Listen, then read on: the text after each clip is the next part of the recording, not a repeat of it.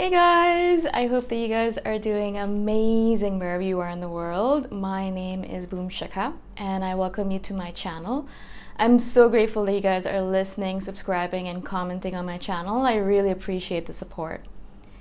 In this video, I wanted to speak to you guys about the simulation hypothesis. A friend of mine recently sent me an article delineating the relationship between the universe that we live in and how it's very similar to a video game. So basically, the idea is there's some kind of AI, some kind of artificial intelligence or algorithm that's running this world or universe that we live in. And that's the reason why sometimes it feels like all of the different ideas and tenets of your life have been written in advance, and they're just kind of following a program, and they're just laid out, and you just know that everything's laid out in as soon as you're born. You know, your entire life is laid out for you. You know exactly how it's going to run, and you just have to follow it, right? And that's when the whole problem with free will and your own decision making skills and choice comes into the equation. In this video, I want to focus on my understanding and interpretation of the simulation hypothesis, or of the video game theory, basically, that the universe is just a big old video game and we are the player characters.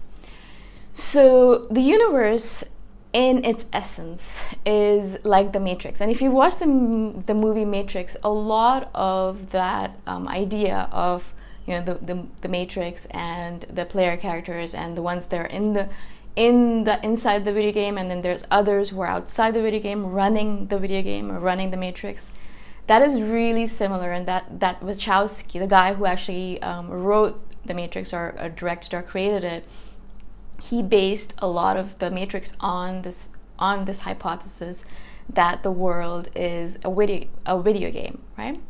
So if you just imagine that we are within this game, right? Whatever you want to call it, we use different terms for the game that we're in. Some people call it that we're in a simulation. Some people call it that we're in a holographic universe. Other people just say that this is the world that God created. So whatever your theory or imagination is that the universe you live in is created this way, in the video game hypothesis, there is some sort of higher being or some sort of higher power that is in charge of all of this. And this is something that I really relate to, because I feel, and this is something that I see in the universe as well. I see it in nature, or I see it in the synchronicity, or I see it in all of the similarities and differences between the beings that are on this planet. If you just look at if you just look at the creations of this universe, there's so many different kinds of beings on this planet, animals, plants, so many different kinds of plants that we haven't even discovered, so many different kinds of sea life that we haven't even had a chance to discover yet, because we're destroying them faster than we can discover them, right? And so in order to create all of this diversity, all of this magnitude of diversity, there has to be some sort of higher being, some kind of higher power that is doing that. Of course, evolution comes into play, and I am not negating the effects of evolution at all, or saying that it's just this higher being. Of course, the higher being has to start the process. How did the Big Bang start? When did it all begin? Who was the one who created all of it? The beginning of it, right? Something or someone had to be there in order to create it. Now, that's just my theory. And again, these are all just my theories and my interpretations. So if you disagree with it, please let me know, and let me know what your interpretation is.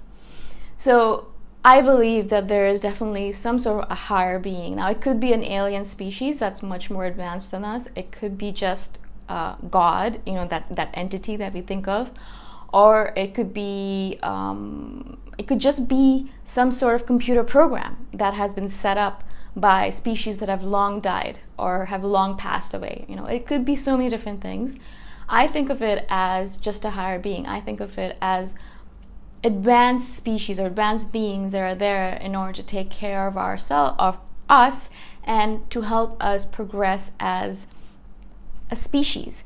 because they're so advanced, so much more advanced than us, and because they see so much more than us, they see the potential in us perhaps, or in species in general, and they want us to progress as a species. And so they're putting us into this algorithm, or they've placed us into this video game to help us learn, help us grow and advance as a species, as a being.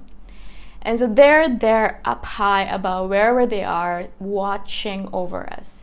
And I love the idea of that, because not only, again, does it make us feel less alone, but there is a purpose to all of this. It's not just random. You haven't been randomly placed on this planet to, as I said previously, to go to a job, to make money, to buy stuff, to ruin the planet. Okay, I shouldn't have added that one.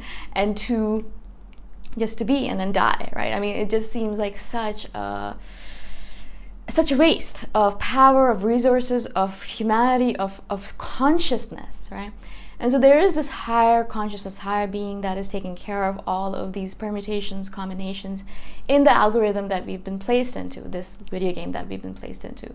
And so it's not really real. And you guys, if you have read anything about quantum physics, you know that this world needs consciousness in order for it to be present. If you don't have consciousness watching this world, watching this universe, the universe does not exist without consciousness. Consciousness creates this universe. So basically, we as consciousness, human beings as consciousness, or beings as consciousness, are creating the world around them. If the consciousness wasn't present, the world wouldn't be present, right? It's just the same idea as, if a tree falls in the forest and there's no one there to hear it, does it really fall? No, it doesn't, because the consciousness needs to be present in order for someone to know that the tree has fallen, for someone to create that scenario, or even to create that world in which it is possible for a tree to fall, right? For us to create this universe. And so the consciousness is necessary for all of this to happen. And our consciousness is in this video game, and it is absolutely crucial for our consciousness to exist in order for this video game to keep on running forward. Without us, this video game is nothing. There is no point to it. There is no point to all of this stuff that we created in our minds, because if we're not there, there is nothing, right? There's nothing there. I know it's kind of like a mind twister, but it's something that is an essence of quantum physics and of the world right now.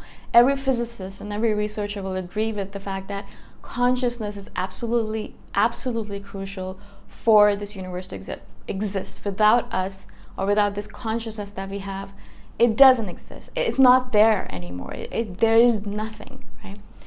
And so our consciousness has been placed into this video game in order to experience this world, in order to learn from this world, in order to grow as a being, right? So every experience that we have, it helps us learn something about ourselves or about the world at large, right? We learn about how we function in this world. What do we like to do? What do we hate to do? What does this world work like? What is politics all about? What is religion? What are my belief systems? How do my belief systems fit into the grand scheme of things? There's so much to learn in these lifetimes that we've been given. And so we go through the process and we learn and we grow, and the guardian angels, or those higher conscious beings, whatever term you want to give them, they're always there to help us or hinder us, right? So they give us tests sometimes. They're always telling us, I think you, in their head, or perhaps they have a conversation with us, who knows, and in other dimensions. And then they have that conversation with us and they say, okay, so you're doing really well in the spiritual aspect of things, but you're hindering, or you're lagging behind in the financial aspect of things. And I'm just giving this as an example, right? And so I'm going to give you a test, and I'm going to push you so you can become better in this aspect of your life. And so that's how it goes. We are given tests, we pass, we fail, we learn, we grow. And that happens constantly throughout our lifetimes, not only in this one, but in the next one. Now, consciousness is something that is indestructible, in my opinion. Once a consciousness has been created, it is created, and it is there forever. It's never going to dissipate or disappear. Just like energy cannot be destroyed, just the same way I feel like consciousness is a form of energy that cannot be destroyed. It stays forever. And so our consciousness is just going to transmute or transfigure itself from one body to another. It's just moving from one body to another as our lifetimes pass. Because the algorithm that's playing out in the background, the video game, is telling us that we need to learn something new in this lifetime. And every single time we die, we pass on, we have that conversation, I believe, with the higher consciousness. And we're sitting down in a room perhaps, or in some different dimension, different realm, and we're sitting down and having a conversation with this being saying, okay, so this was good, you did really well, kind of like an interview, and you learned this, and you didn't learn this. So I want you to learn this in your next lifetime. So what do you think about having this as your family member and that and this? And so they kind of like, we have this conversation with them, and then we're pushed off into the river of forgetfulness, where we forget about all of our past lives. We forget that we are these higher beings. We forget that we have consciousness. We forget everything that has happened to us. And then we move on to our next life, into our next body, surrounded by perhaps some similar people from our past life, perhaps some different people from different lives. And we learn more and more. And the things that we were supposed to learn, we learn them, perhaps we don't. And then we go through the process over and over again.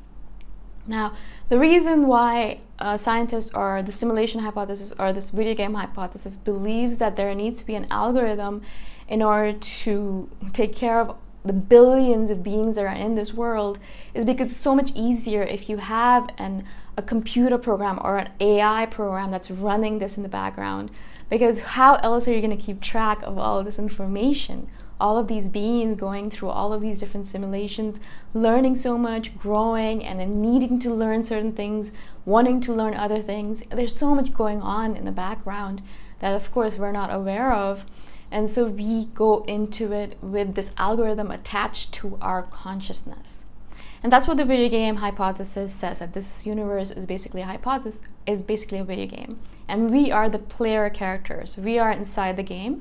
And there are non-player characters, those higher beings and other guardian angels and things like that. And they're helping or hindering us. And that's the essence of it, really.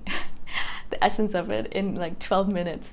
So I really love this hypothesis, and one of the things that my friend said was that meditation and other things that we do in our lifetime, they are a way of unsmudging or unforgetting, right? Unforgetting. We've forgotten a lot of things about ourselves, and meditation and other things, breathing exercises, ayahuasca ceremonies, they help us remember again. And that's all right, the universe wants us to remember, because we're going to forget it anyways the next time around when we go through another lifetime.